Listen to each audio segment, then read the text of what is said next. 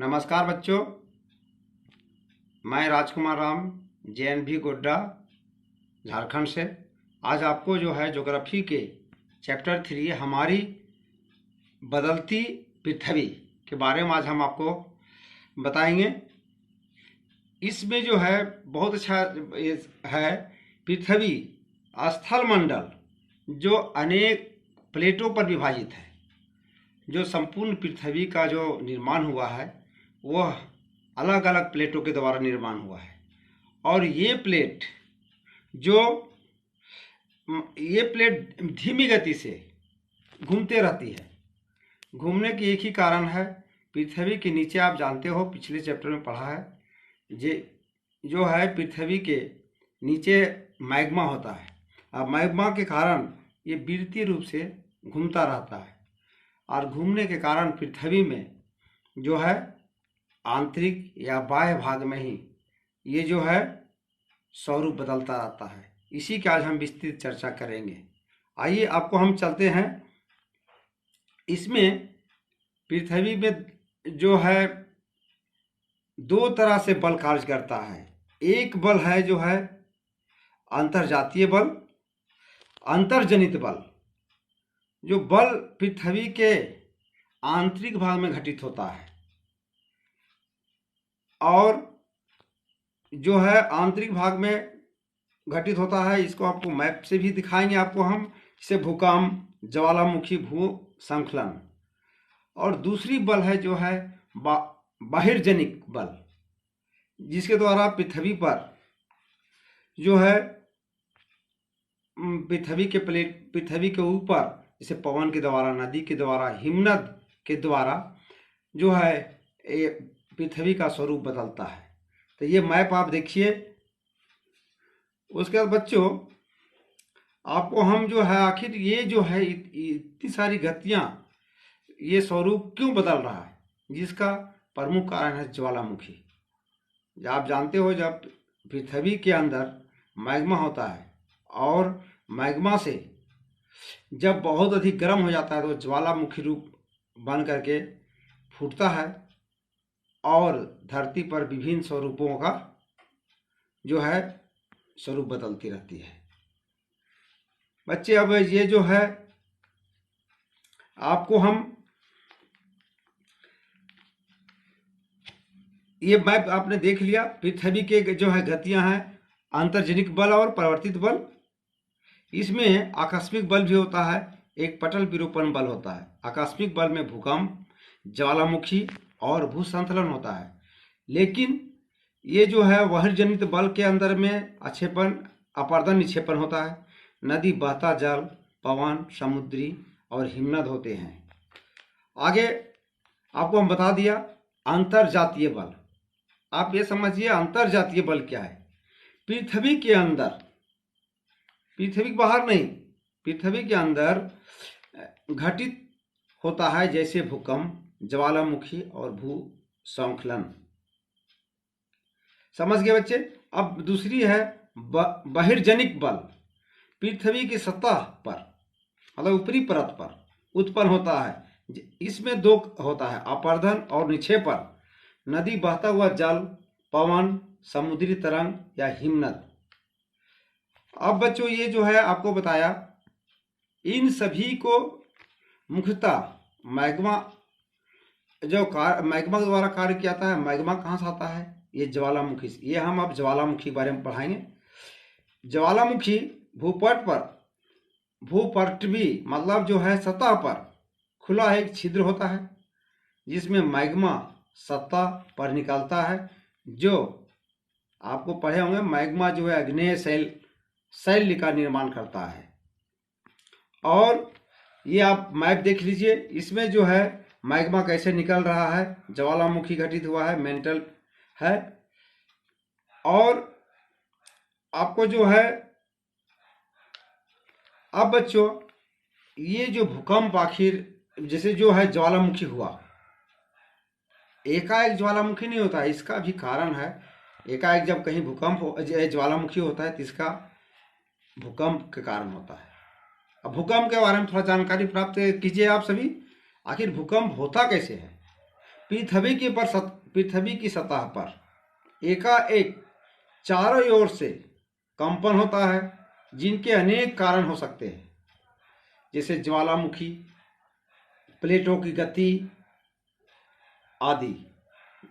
और ये एकाएक जब ज्वालामुखी होता है, एकाएक प्लेट की गति जब एकाएक जो है एक टकराती है एक प्लेट दूसरे प्लेट से, तब भूकंप होता है। इससे जो है बहुत सा जो है पृथ्वी हमारा स्वरूप बदलता है। बच्चे ये देखिए, पृथ्वी जो है भूकंप का जो है एक तरंग होता है और तरंग से चारों ओर ये भूकंप का चित्र दिया हुआ है। एकाएक सडनली जो है एकाएक जो है हमारा जो है अर्थ मतलब हमारा जो पृथ्वी कांपने लगता है, जिसको हम भूकंप कहते हैं। अब हमें ये बताना है जो पृथ्वी के हमारी बदलती पृथ्वी, जिसमें से पृथ्वी में मुख्यतः आपने देखा होगा भूकंप और ज्वालामुखी है। अब इस भी पृथ्वी के बाहर में कौन कौन से कारक है जो अपना जो है कार्य करते हैं। सबसे प्रमुख कार्य है, आप बता सकते हो प्रमुख पृथ्वी के सतह पर कौन कौन से कार्य है? सही बोला आपने, नदी के कार्य। नदी के द्वारा जो किया गया कार्य, नदी भी बहुत कार्य करता है। नदी मुख्यतः दो तरह से कार्य करता है, एक है अपर्दन और दूसरा निक्षेपण। बच्चे आपने नदी सब देखा है? हाँ, तो नदी देखा है, तब नदी के बहुत से काम, क्या क्या नदी के कार्य होता है? बहुत अच्छा आपने बोला है। जो नदी का सबसे पहला होता है जलप्रपात का निर्माण, विसर्प का निर्माण, चांप का निर्माण, झील का निर्माण, बाढ़कृत मैदान का निर्माण, तटबंध और डेल्टा। बहुत अच्छा, आपने सभी जो है बता दिया।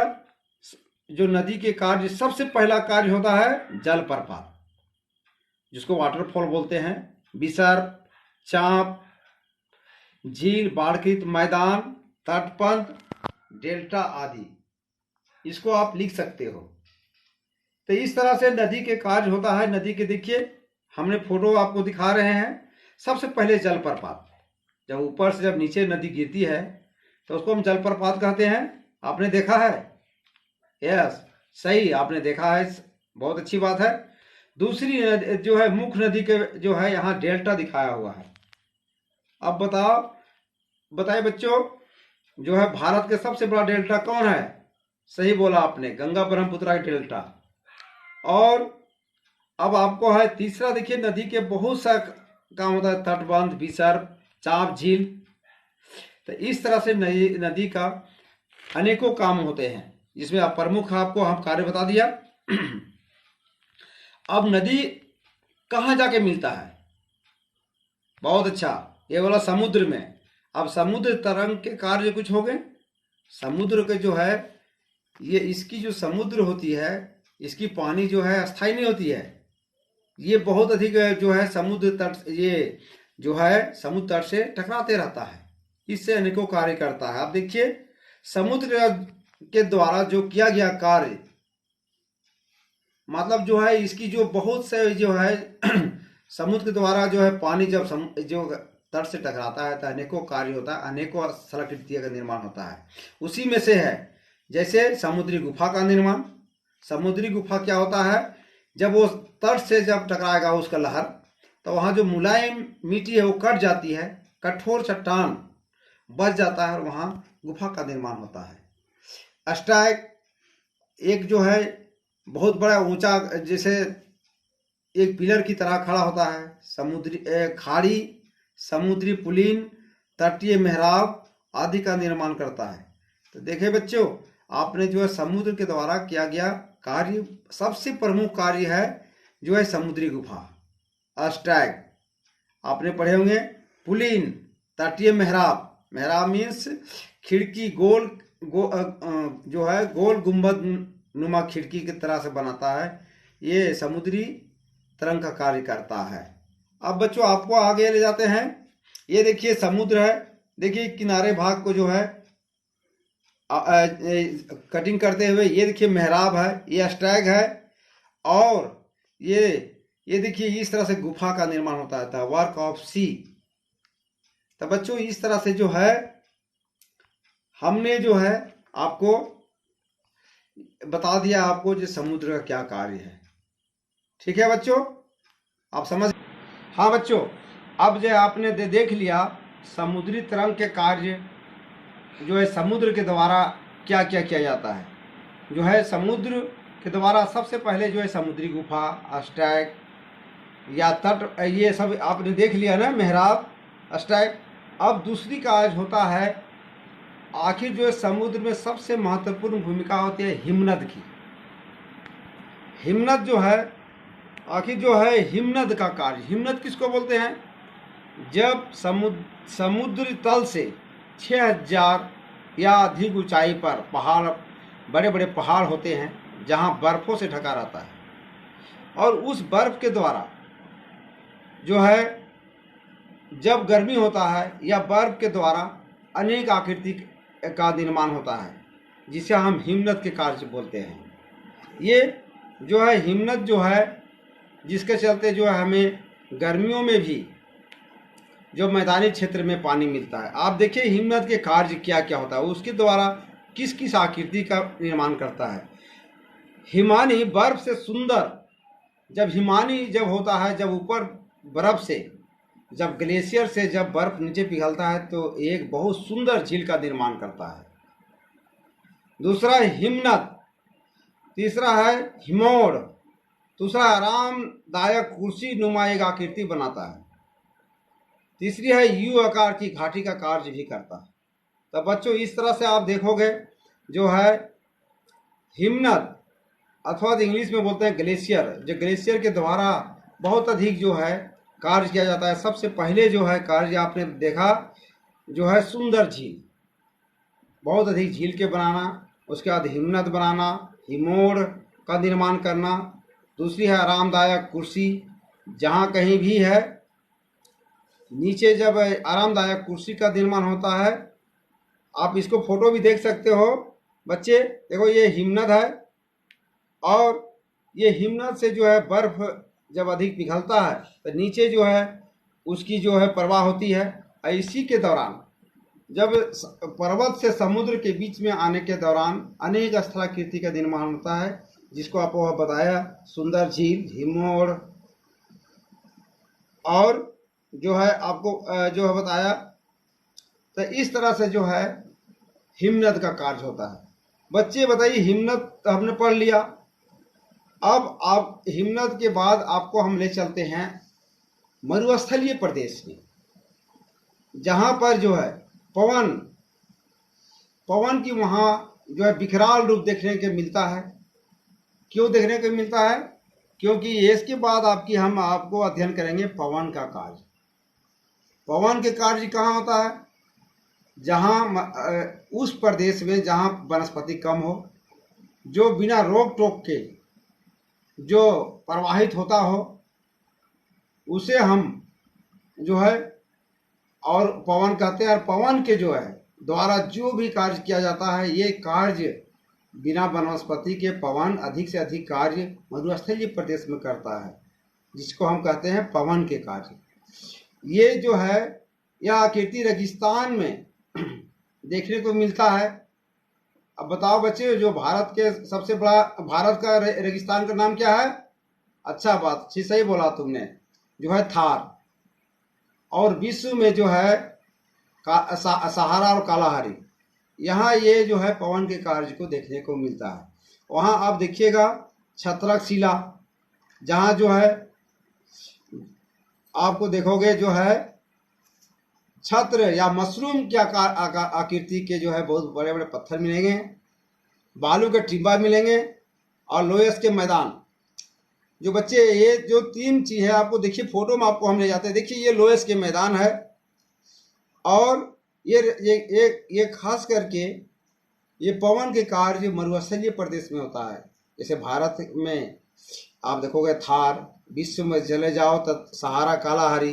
दूसरी फोटो देखिए, ये बोलते हैं छत्रक शिला है। देखिए ये जो है मशरूम की तरह है, इसको जो है ये इसको बोलते हैं जो है पवन के कार्य। तीसरी है ये है बरखान, या ये जो है इस तरह से बच्चों आपको जो है सो हमने बताया ये पवन का कार्य बहुत इंपॉर्टेंट होती है, ये मरुस्थलीय प्रदेश में होता है। बच्चे समझ गए, आप अच्छे से समझ गए। अब हम आपको अब बच्चे अब रिवीजन हम करते हैं। आपको हमने ये पढ़ाया, समझ में आ गया होगा। अब हम रिवीजन शुरू करते हैं। सबसे पहले बताए थे हम हमारी बदलती पृथ्वी, ये पृथ्वी के जो है जो निर्माण हुआ है बहुत से छोटे छोटे प्लेटों के द्वारा हुआ है। ये प्लेट जो है वृत्तीय रूप से ये जो है गतिशील होता है, घूमता रहता है। और घूमता क्यों है ये छोटा प्लेट? कारण ये है जो इसके नीचे जो क्या होता है, सही बोला आपने, मैग्मा होता है। जो मैग्मा के ऊपर जो है पृथ्वी है, जिसको हमने पिछले क्लास में पढ़ा है, परपटी और मेंटल। तो मेंटल जो होता है गर्म मैग्मा होता है और परपटी के नीचे से घूमते रहता है, इसीलिए पृथ्वी के ऊपरी जो है प्लेट गतिशील रहता है। इसी के द्वारा जो है हमारा जो है इसमें जो है दो तरह से बल काम करता है। बच्चे आपने देखा होगा जो है अंतरजातीय बल और बहिर्जातीय बल। ये जो है अंतरजातीय पृथ्वी के अंदर जो कार्य करता है, पृथ्वी के अंदर जो है जो बल के द्वारा जो कार्य होता है उसको अंतरजातीय बल बोलते हैं, जैसे भूकंप, ज्वालामुखी आदि। और दूसरा है बहिर्जातीय बल, पृथ्वी की सतह पर उत्पन्न होता है। इसमें जो है पृथ्वी की सतह पर उत्पन्न होता है, कौन कौन सी होता है आपने देखा होगा, नदी, बहता जल, पवन के द्वारा समुद्री तरंग या हिमनद। इसकी बच्चों ये फोटो देखिए आपने, जो है पृथ्वी की गतियाँ, ये आपको स्क्रीन पर हमने पहले भी दिखाया और ये दिखाया। अब आप बच्चों अब ये देखिए, उसके बाद ये अंतरजातीय बल और बहिर्जात बल, इसका मुख्य कारण ज्वालामुखी होता है। ज्वालामुखी होता है कैसे है? पृथ्वी के अंदर जब मैग्मा जो है गर्म होता है, जब मैग्मा पिघला हुआ मैग्मा कमजोर सतह पर ज्वालामुखी विस्फोट होता है, और एक ऐसा छिद्र है जिसमें से मैग्मा सतह पर निकलने लगता है। और जब मैग्मा सतह पर निकलने से वह हवा और पानी के संपर्क में आने से वह मैग्मा अग्नीय शैल का निर्माण होता है। ये जो है, अब ज्वालामुखी का फोटो भी आप देखिए, ये है ज्वालामुखी का फोटो। आपको बता दिया जो किस तरह से ज्वालामुखी का विस्फोट होता है। अब आगे बच्चे, ये ज्वालामुखी क्या कारण, ज्वालामुखी के मतलब होने का कारण क्या है? सबसे प्रथम चीज कहीं ज्वालामुखी होगा, उसके आसपास के इलाके में भूकंप होगा। देखिए भूकंप क्या होता है, पृथ्वी की सतह पर एकाएक चारों तरफ से जो है कंपन होने लगता है, जिसके जो है एकाएक जो पृथ्वी हिलने लगती है, कंपन होने लगती है, और जिसका प्रमुख कारण है ज्वालामुखी और प्लेट की गति। तीसरी है, ये देखो बच्चे, आपको हम भूकंप के आपको फोटो दिखाया था। अब इसमें जो है हम आप लोग बताया था जो है अंतर्जनित बल और बाह्य जनित बल से बहुत सा कार्य का निर्माण होता है, जिसमें से प्रमुख कार्य होता है नदी का कार्य। नदी को कौन कौन से कार्य करता है आपने जवाब भी दिया था। नदी सबसे पहले सुंदर सुंदर आकृति का निर्माण करता है, जैसे जलप्रपात का निर्माण, विसर्प का निर्माण, चांप झील का निर्माण, बाढ़कृत मैदान का निर्माण, तटबंध और डेल्टा आदि का निर्माण। देखो इसको आप फोटो भी आपको हम दिखाया था बच्चे, डेल्टा का, और ये डेल्टा का नहीं, ये डेल्टा दिखाया, उसके बाद आपको जलप्रपात, डेल्टा और एक जो है विसर्प या तटबंध के दिखाया था फोटो। अब बच्चों ये जो है नदी, ये नदी कहाँ पर जाकर समाप्त हो जाती है? बहुत अच्छा, समुद्र में। तो समुद्री जो है समुद्र में होता है, समुद्री तरंग का भी कुछ कार्य होगा। समुद्री तरंग का मुख्यतः कार्य जो तटबंध में होता है, समुद्र का पानी स्थिर नहीं होती है, वो हमेशा जो है ज्वार भाटा हमेशा जो है तटबंध के साथ वो टकराते रहती है, और जो है तटबंध में अनेकों स्थलाकृति का निर्माण करता है। जैसे समुद्र का जो भी किया गया कार्य, जो सबसे पहला है समुद्री गुफा का निर्माण, अष्टायक का निर्माण, खाड़ी का निर्माण, पुलिन का निर्माण, तटीय मेहराब आदि का निर्माण करता है। बच्चों इस तरह से जो है समुद्री जो है तरंग कार्य का हो गया। देखिए फोटो है, आपको हम दिखाया था 3 फोटो, समुद्री गुफा का भी फोटो दिखाया। अब ये समुद्र में सबसे महत्वपूर्ण जो है महत्वपूर्ण भूमिका एक नदी का होता है, दूसरा हिमनद का होता है। अब हम हिमनद के द्वारा कार्य बता देंगे आपको। हिमनद पहले बताया था आपको, जो समुद्र से अधिक ऊंचाई वाले पहाड़ी क्षेत्र जहां अधिक बर्फ से ढका रहता है, इसको हम हिमनद या ग्लेशियर बोलते हैं। वो ग्लेशियर के द्वारा जो है अनेकों स्थलाकृति या कार्य होता है उसके द्वारा। जैसे आपने सुंदर झील का निर्माण, हिमनद, हिमोड़, आरामदायक कुर्सी का निर्माण, यू आकार की घाटी का निर्माण करता है, और इसी के द्वारा जो है आप हिमनद के द्वारा ही मैदानी क्षेत्र में जो है जो गर्मी के दिनों में भी पानी उपलब्ध होती है। बच्चों आपने हिमनद के कार्य देख लिया। ये देखिए हिमनद है, और हिमनद के जो है ये ग्लेशियर है, ग्लेशियर के द्वारा प्रवाहित हो रहा है, नीचे बर्फ आ रहा है और समुद्र में जाकर के अपना महत्वपूर्ण योगदान दे रहा है। अब हिमनद के बाद आपको अंत में हम बताएंगे पवन का कार्य। ये पवन का कार्य मुख्यतः ये रेगिस्तानी क्षेत्र में होता है, जहां वनस्पति कम होता है। हवा का वहां प्रचंड रूप देखने को मिलता है। क्यों? क्योंकि कोई बीच में रोकने वाला नहीं होता है, दूर दूर तक स्थल ही स्थल होता है, बालू ही बालू होता है। इसमें भी जो है बालू के द्वारा जो कार्य किया गया है, अनेकों कार्य है, जिसमें मुख्यतः है छत्रक शैल, जिसको बोलते हैं मशरूम के आकार के जो है एक होता है बालू का टिम्बा, और दूसरी होता है लोयस की मैदान बनाता है। ये फोटो में आपको हम दिखाया था बच्चों। ये देखिए लोयस के मैदान है, ये छत्रक शिला है, और ये बरखान है। तो इस तरह से बच्चों आपने बहुत अच्छी से समझ गए होंगे। आप जो है इसको गृह कार्य करके लाइएगा। धन्यवाद।